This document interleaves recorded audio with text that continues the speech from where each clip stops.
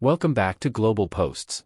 Today, we have a last-minute update on the Indigenous Voice referendum in Australia. A recent poll has shown some surprising developments, but there are factors at play that could affect the outcome. Let's dive into the details.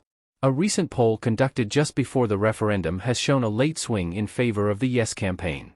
However, experts warn that the results might be influenced by lower voter turnout. Sky News digital editor, Jack Houghton, highlights a critical point, indicating that the claim of 80% of Indigenous people supporting the Voice referendum has been disputed. Recent polling suggests a different perspective, and Mr. Houghton points out that Indigenous viewpoints are diverse.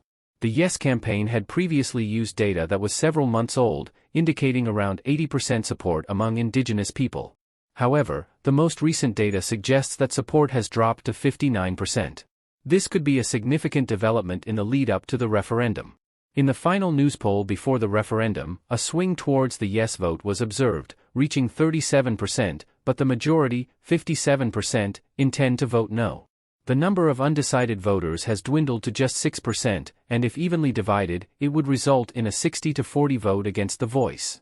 Looking at individual states, Victoria appears to be the only state where a majority Yes vote is possible, followed by NSW and Tasmania. However, no single state is expected to have a Yes majority according to Newspoll. Victoria had a close split of 51% opposed to 43% in favor, while NSW was at 54-41, and Tasmania leaned towards No with 55% against 38% in favor. South Australia was strongly against the Voice, with 60% opposing it and 33% in favor. Liberal leader Peter Dutton has criticized the Prime Minister, stating that he made a catastrophic mistake by not providing enough details to Australians. Dutton argues that while the Prime Minister won hearts with the desire for better outcomes for Indigenous Australians, he failed to win their minds. This internal political dynamic adds an interesting twist to the referendum's backdrop. In a surprising turn of events, it seems that the No campaigners may have made a strategic error by not being present at polling stations, potentially allowing the Yes campaign to sway undecided voters at the 11th hour. This absence of volunteers has not gone unnoticed by political observers.